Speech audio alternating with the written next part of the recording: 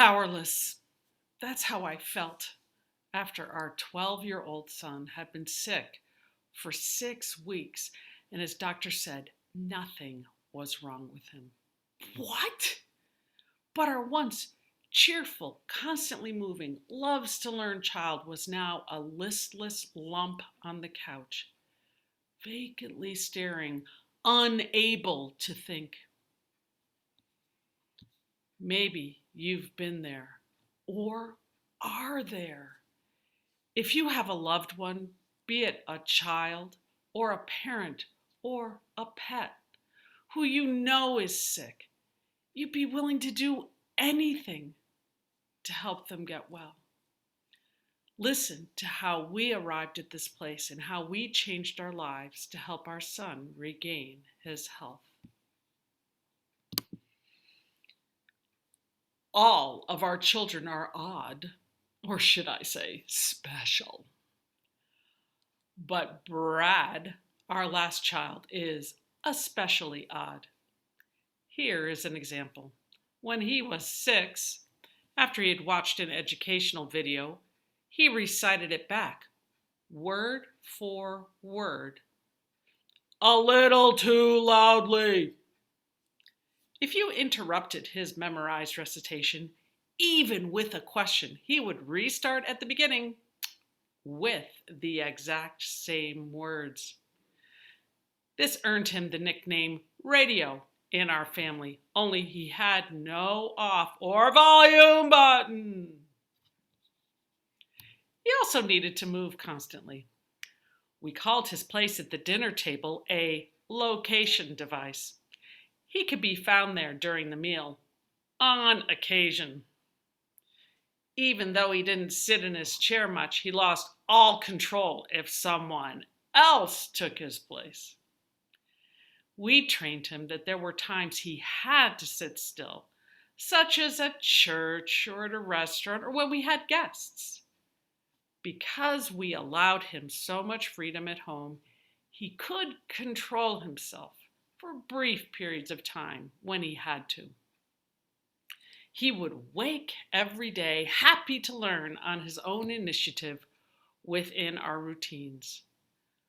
We eventually had him tested and unsurprisingly received the diagnosis that he was on the autistic spectrum. When he was 12, he got sick and stayed sick and stopped his cheerful learning. After 6 weekly visits to the doctor and no helpful diagnosis, I insisted they give him a Lyme disease test. He was a Boy Scout and was often in tick-infested forests of New England. The test came back positive, and he was put on a course of antibiotics. After he finished all the medicine, he wasn't any better. An infectious disease specialist at Mass General Hospital, the best of the best, told us Brad didn't have Lyme disease after all, but was depressed from being sick for so long and put him on an antidepressant. I trusted this medical expert and had Brad take the new prescription. This caused Brad to stop talking, eating, and moving. Even thinking was an effort for him. It was as if I was watching our son slowly die on our couch. The seeming imminent death of our son galvanized me to read every book available at that time on Lyme disease, all 3 of them. Emboldened by them to find a Lyme-aware doctor led me to one who helped Brad get a little better. Wanting full health, I found another doctor who was approaching Lyme disease from a holistic point of view. He tested Brad and put him on a protocol of supplements and a restricted diet. After 6 weeks, Brad was almost his normal self. Then It got cold enough in Boston that the heat came on and he got violently ill. Apparently, heating up a furnace room revives all the mold spores that had been waiting for warmth. Even though Brad continued the restricted diet and the supplements, he couldn't seem to get better again after the mold release. Our doctor made the outlandish suggestion that we move to Arizona. Since my parents lived in Albuquerque, I countered by suggesting that we try New Mexico. We agreed on a 3-week trial run. Brad's doctor gave him tests before and after the 3 weeks. The numbers were much better after our stay, so we decided to move to Albuquerque to get Brad better. Moving from Boston to Albuquerque was a huge change for us. It was made easier by my only having to move one child, Brad. Our elder two were launched adults, and number 3 was in college in New York City. Because Brad and I could live with my parents for a while, my husband stayed in Boston to be the home base for number 3, to continue to work and make our move possible. His job in software enabled him to work remotely and spend 50% of his time with us in Albuquerque.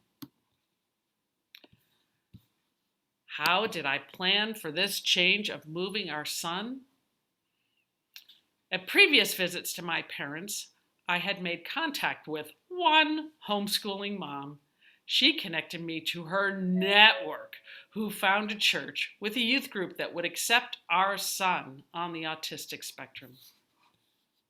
Brad wanted to continue singing in a choir, and by God's grace, I found a Christian homeschool choir.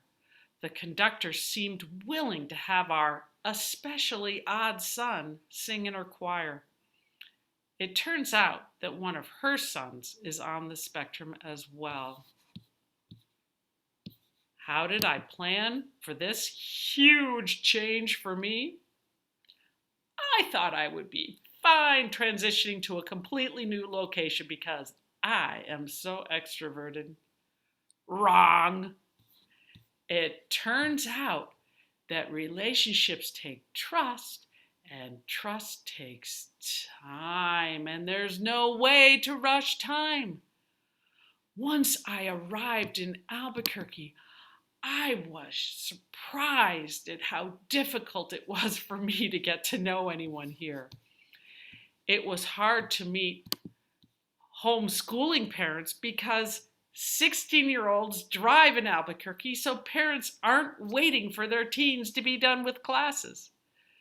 To overcome this problem, I volunteered at a homeschooling group. To network with other adults, I joined a church, a singing group, and Toastmasters. I still teach classes to the homeschooling groups, and the people I have met through my church, my singing group, and Toastmasters have made me feel welcome and useful in Albuquerque. While he was slowly recovering from Lyme disease and mold allergy, Brad continued to take a literature class online with his buddies in Boston and an online class, and he sang in the choir. He expanded his academics gradually as he regained health by taking dual credit classes at a local community college. 3 years after arriving in Albuquerque, Brad was well enough to enter New Mexico Tech as a sophomore at age 19. Brad is still especially odd, but at least he's no longer ill. The changes we made to our lives were hard, but worth it to regain his health. And the Best thing is that I no longer have to shovel Boston snow.